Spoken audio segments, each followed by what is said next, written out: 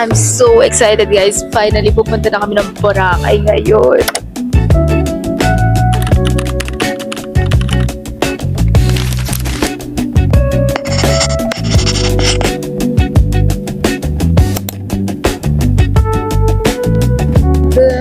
Kinakabahan ako honestly kasi first time namin mag-airplane. Wala lang, kinakabahan lang ako na excited. Parang matatai pa ako, ganun. Nag-iintay pa lang kami. By the way, pang-apat na ulit na to kasi ang papangat ng audio at background namin ganun. 3, 2, 1, 2. So, it's currently 12 p.m., 12:30 p.m. at ang boarding namin is 2 o'clock p.m. So, nag-aantay kami ngayon ng boarding namin at nagpapalipas kami ng oras dito. At magcha-charge pala ako kaya ako nandito. Sinabi ko lang sa inyo na maingit kayo, pupunta kami ng Boracay. By the way, tignan nyo yung difference ng nails namin. Dapat talaga ito yung nails ko. May picture ako. Ayan, dapat yung nails ko. Kaso nahihirapan akong gumalaw-galaw kasi first time ko din naglagay nun. And sobrang uncomfortable ako. Kaya, ang ending, ito na naman. Color red na naman ang aking paboritong nail. See you na lang sa airplane. Ay, may challenge pala tayo, diba? Challenge namin. Kasi nakita namin to sa TikTok and mahilig kami sa food. So, ang challenge namin is manghingi kami ng snack sa airplane. Kasi kapag humingi ka doon, bibigyan ka daw nila ng malaking pack. At asa patay gutom, hihingi kami. Sasabihin ko, favorite niya yan. Kahit first time namin matitikman. Pero kung hindi masarap, hindi na natin hihingiin ng madami. Siyempre, huwag na lang. Kung masarap lang. Gusto ko yung cookies. Ikaw, anong gusto mo? Kasi tumingin ako sa TikTok ng mga food. Siguro dried mango. Speaking of mango, ang pinaka-inaabangan ko talaga sa Boracay is Mango Mama. I love mango so much. Namaya na ulit kasi mauubos na yung storage ko. At magcha-charge pa ako. So, I'll see you guys on the plane. I'll see you guys. Bye. So, andito na nga pala kami, guys. Pasok na kami. Nasa bus kami ngayon papunta ng airplane. And this is the current situation. Uy, ito na pala yung airplane. I'm little kinakabahan. Kinakabahan daw siya. Kala ko talaga guys, diretso airplane na siya. Yun pala, sasakay pa pala siya dito. Halatang first timer yan. This is giving field trip. Anong baon mo dyan, seatmate? Ayun na yung plane. Hala, ayun na. Ayan na siya. Oh my gosh, guys, it's real. Medyo mainit siya, oh. Excited na ako, guys. Ito pala dito. Ito pala yun. Guys, nasa airplane na kami. We will now be showing you Alon, the so yun safety yun. features of this Ako rin, aircraft. sobrang happy Please ko. watch the cabin First time crew namin nearest you. to. Dito ako sa window Push the ends seat. together. Pero magpapalit ka mamaya kasi may picture daw siya. Hindi ko ina-expect na maliit lang pala yung airplane. Nakala ko, madaming sakay. Yung pala bilang lang din pala. Locate the exits nearest you. These exits may be behind you. Are we flying? Hindi pa.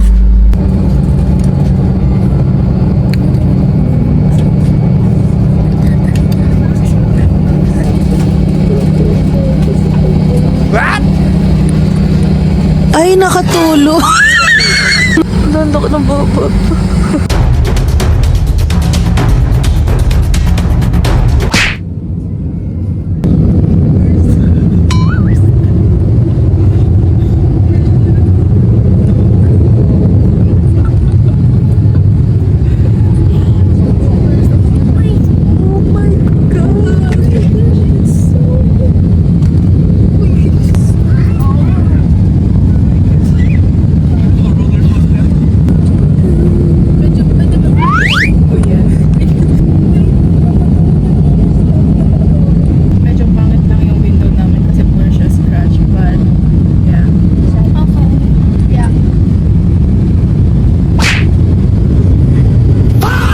Guys, grabe, takot ako dun. Tignan nyo naman ang nangyari sa akin, di ba?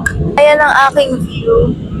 Kontinente ng Pilipinas na ba to? Grabe, natakot ako, kanabahan ako. Alam niyo yung feeling na parang sumakay ka ng roller coaster? Ganun. Promise, parang umalog yung heart ko. Parang naiwan yung heart ko sa baba. Ganun. Kaya, grabe na pag ganun ako. Grabe, takot ako. Takot ka ba, ma? Nakakataba guys. Medyo nagpagdaloka-loka po tayo doon. That's not my image. Uy, bakit tumatabingi? Oh my gosh, mommy! Anong nangyayari? Pwede ko magpalit na tayo. Wait lang, ayoko mo nang tumayo. Natatakot na ako. Sabi ko kasi check na ako. Nakakainis. Oh my God, ayoko nang tumayo sa ano. O sige, palit na tayo. Bye-bye guys.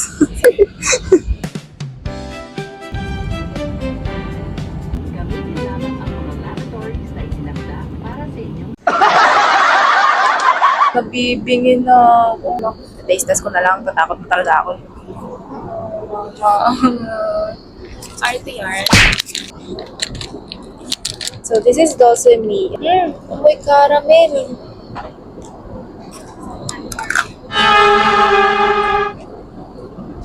So, ang plano ay hihingi pa naman. Sarap. Ay, gusto ko pa. Nasa Kiman level 100.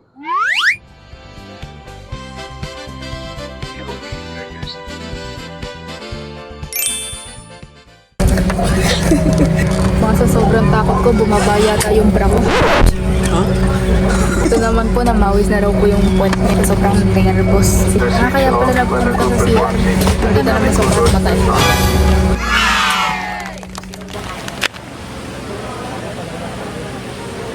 Ayaw na raw ni dati sa bintana, nakakasuka ko. Hindi ako pala nagpunta sa CR. Akala ko talaga naiiwi ka na, susuka na pala.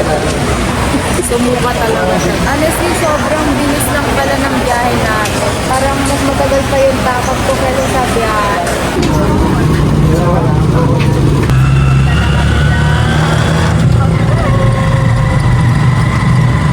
Yes, ang pinagat na.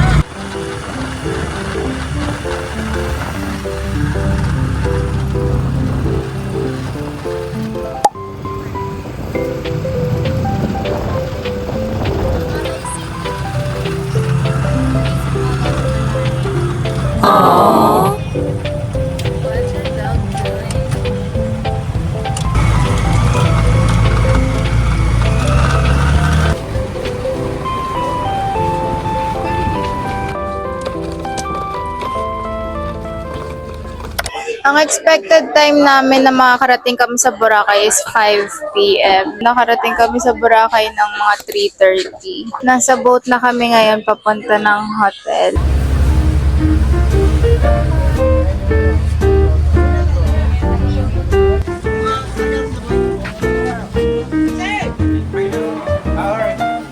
Makikita nyo here, andito yung pintuan namin. Tapos, sa pintuan, katabi niya yung CR. Malaki yung CR, guys. At, cabinet at rep. At dalawang bed. Tapos may side table dito. May binigay sila sa ating tea. Ito yung terrace. Grabe, ang laki ng terrace. That's the pool. Alam ko, may isa pang pool dito eh, 'di ba? Ayun lang. Papahinga muna ako, guys, kasi baka makomatos na ako. Hi guys! Kami po ay naririto sa Carmela Hotel. Dito sa Boracay. Nakakahilo pa lang sumakay sa airport. Pag first time mo, pag ganun. So magpapahinga muna kami. See you guys at the next one. Kami ng Mango Mama! Yes! Mango Mama, here we come! Vlog. Oh my gosh, we're finally here at Boracay. Oh my gosh. Wow. Hello, nasa Boracay na kami guys. Nasa Boracay na tayo.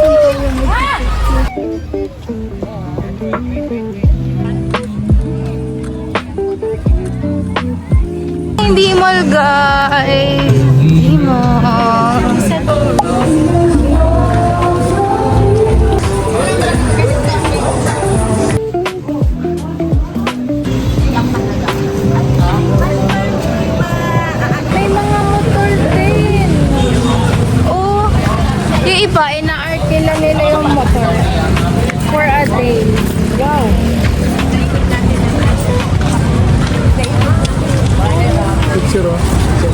Boracay. Ito yung sikat sa TikTok eh. So, tignan natin kung masarap nga ba siya or overhyped na naman siya. Uy, kakaiba yung stairs dito ah. Spiral siya. Bawal sa may mga arthritis. Bawal to kay dad. This is what it looks like sa loob. Uy! Ito yung mga menu nila. Sabi ni daddy, mukha daw din masarap. Jodger yarn. Ay, pero mukha siyang masarap. Mexican foods. Mexican foods to. Mediterranean daw. Meze or meze is a Mediterranean term for small plates that can be appetizers, side dishes, sauces, or combination of all of the above. Excited na akong kumain. Hayaan ko na lang sila mag-order. Titikman na lang natin kung ano yung nasa harapan ko. Guys, wala pa talaga yung order namin. Pero may nakitang someone familiar ang aking kapatid. Siya raw si Mark Telada. Ako hindi ko siya kilala eh. Sino raw yan? So, siya po yung TikToker sa TikTok. TikToker nga. A few moments later. Hello, andito kami sa Messerap. Ito yung napapanood lang natin sa TV, pero yan ang in-order namin. Anong Pero ito muna yung mga dumating. At ang masasabi ni Daddy ay based on its appearance. based on my observation, sa mga vlog, kala ko malaki. Yung pala, maliit lang palang plate. Ayan. Tapos tatlong medyo overrated, pero hindi pa namin natitikman kung ano ang lasa. Mamaya mag-rate kami kung ano ang lasa. Mas kung masarap na talaga o not masarap. Okay? Back to you guys. Amoy taco, no? Ooh, that looks buzzing. Yung guys, lasang mashed potato. Kami ang nabibigay. Mashed potato na may curry.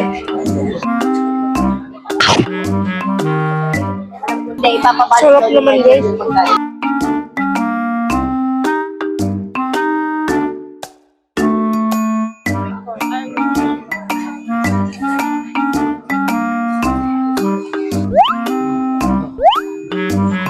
Okay naman, pero for the price, overrated na sa mga vloggers.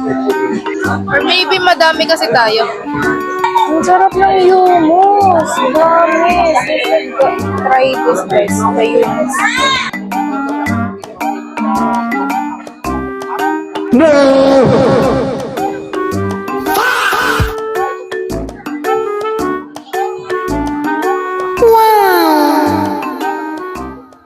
Punta na kami sa gusto kong kainan. Sana naman masarap siya. Sana masarapan si Daddy. Kapag masarapan si Daddy, talagang masarap yung pagkain. Kapag di siya masarapan, depende sa preference niya. Sarapan kasi si Shai sa Messerap. Ako nasarapan din ako. Hindi ko lang malasahan kasi may sipon ako medyo. Pangalan ng supermarket na to is Budget Mart. Tapos yung price nila hindi budget. Yung Yakult na 50 pesos, 88 dito. Budget yan. Siyempre, nasa Boracay ko. Pa rin siya kanina. Yung pamilya natin, lalo na si Kuya, pag gutom na gutom, galit. Kain naman pala ng hotdog. Ano ba yan? Pero ako rin naman kapag gutom ako, galit ako. Ito yung night sa Boracay, guys. Wow, nasa Boracay na kami. Grabe. Parang pinapanood ko lang to sa YouTube dati.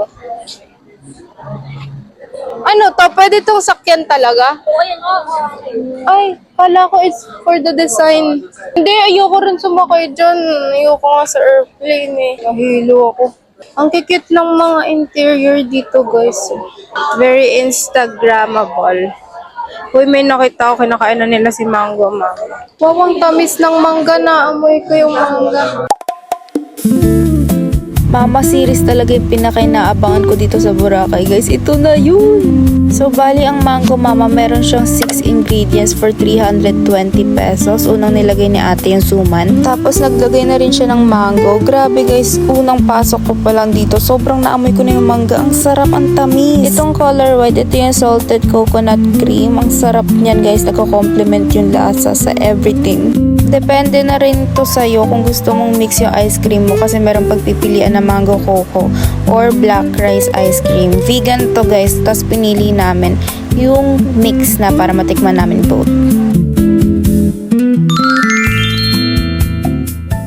So, tikman na natin. Ako yung first kakain kasi malapit ako. Kukuhain ko lahat. Sorry guys, ako nauna. Ang sarap.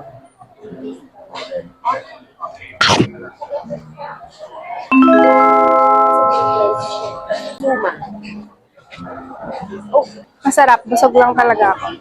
Kaya ganun yung reaction. Pero masarap. Wala na naman siyang reaction. Busog yan, kaya ganyan. May maalat siya.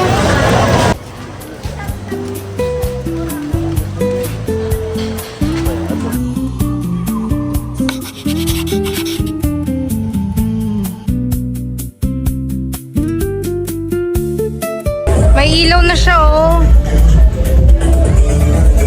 It's party night na. Dami ng party-party. Sinisira nila yun kasi may date yan sa ilalim. Nag-late night walk po kaming dalawa. Apat.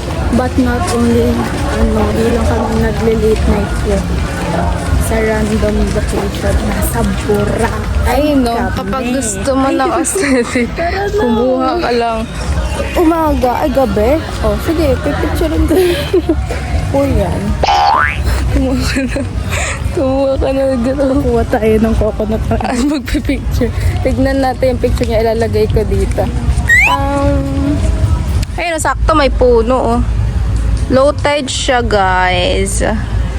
9:39 na pala. Talaga siya, guys. Ay, ang ganda ng angle dito. Saan ka magpo-photoshoot?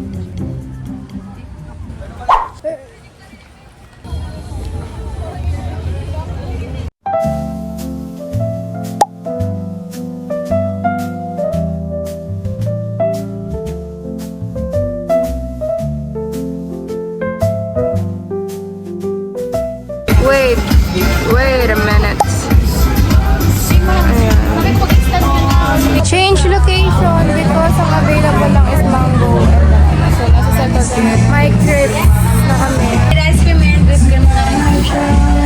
Peanut truffle? Pero ano gusto mo? Strawberry? Hindi ako ng strawberry.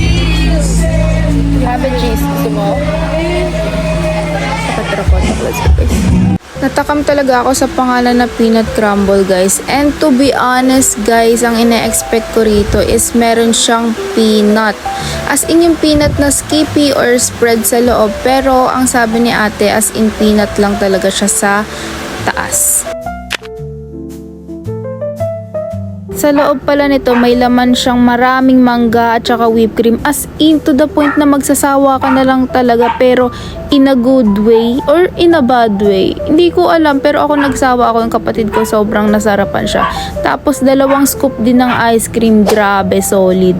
And dapat pala caramel syrup daw yung ilalagay nila, pero ubos na raw. Pero for me, sobrang bagay na yung chocolate eh. Wait.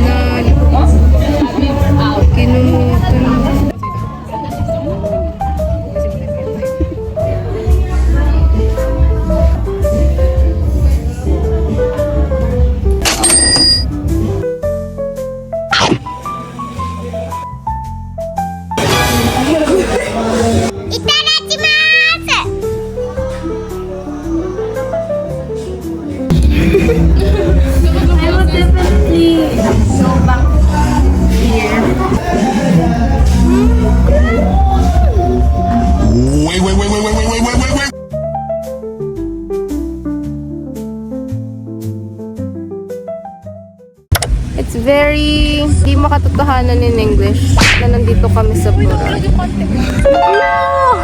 No, it's the belt.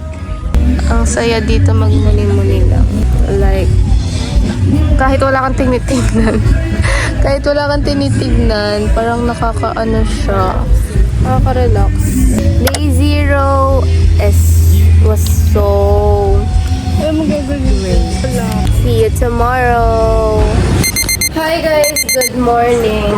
So, it's day 2 and nakabihis na ako. This is my fit. I am wearing green top and brown palda, brown skirt. Ang kulay natin ngayon, ang team natin is medyo gold, brown, green, ganun. Kasi I'm loving this titics. So cute! Sana lang may magandang picture ko mamaya. Tingnan nyo. Ito talaga na Philippines na to. Grabe! It's so unreal! Ang ganda! Look at that! Ang smooth-smooth! Ang ganda siya eh. Honestly, hindi siya hype. Ako honestly naman dito guys. Ang dami nagmamamam sa'yo. Sa'yo may crabs. Let's see, tingnan nga natin mga pagkain dito. Sila daddy, kumakain na?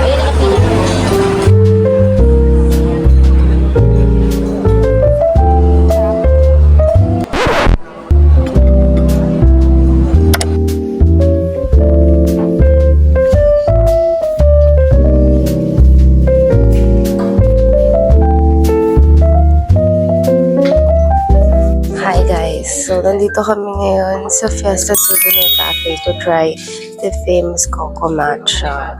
Syempre, nandito na tayo sa Boracay. We have to try the best matcha in town. Hindi natin papalagpasan yan. Is it worth the hype or no? Hindi kami makakuha ng pwesto guys. Nasa gitna tuloy kami. Ang awkward. Nasa gitna tayo lahat ng tao.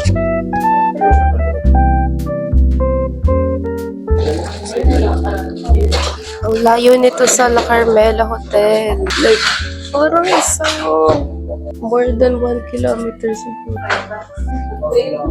11:37. 11:37 pa lang. Parang ang dami na nangyari at pagod na ako sa buhay. Because sobrang mainit. Gusto sana namin mag-swim sa dagat. Kaso baka mag-tuskato na. Ito pala yung fit ko. Ang ganda. Color yellow. I love yellow. So, lilipat kami ng pasta, guys. Ang ganda ng view namin, guys. Wow! Naman, wait. Ayan, no. Uy, hindi nakabuha. Yun, sa dulo, kaso kukuhain mo, bubuhatin. Guys, bagong-bago. Nasira ko agad, oh. Pinag-ipunan ko to. I bought this for almost like 6,000. Ayaw sumara ng lens. Yeah. Siguro nalagyan ng buhangin, no? Grabe yung sipon ko ngayon. Feeling ko makakasakit ako pagka-uwi ng Marikina. Ang daming bumibili dito, no? Puro mga teenagers. Okay, so... Ang ganda.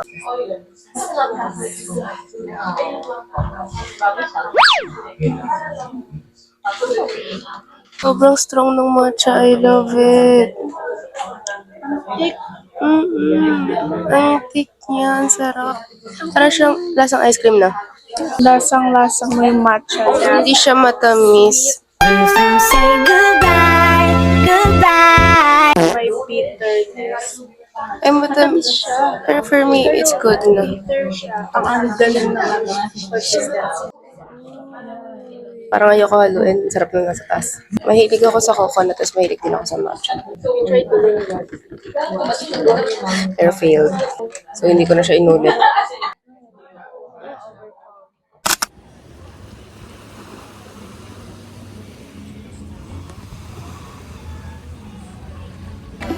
It's currently 2:02 PM and saktong daanan namin tong Ice Flakes, which is yung isa sa mga must-try desserts in Boracay.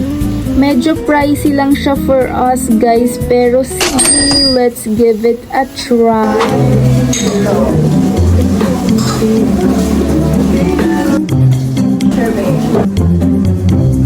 Habang kumakain kami nito, grabe daddy, paawat ka naman, parang may amoy na naman.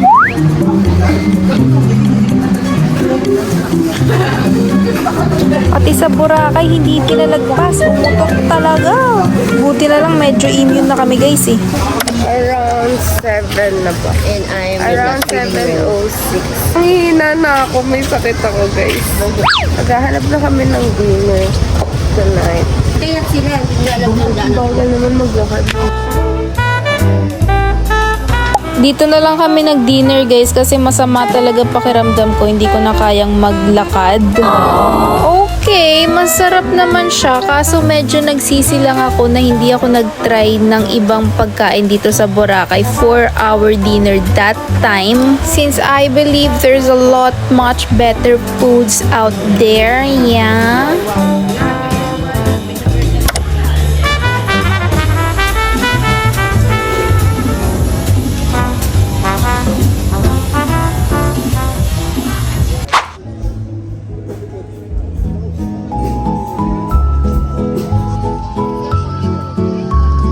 Gabi na and nag-stroll-stroll lang kami dyan. Tapos nagpa-picture kami dito for 25 each.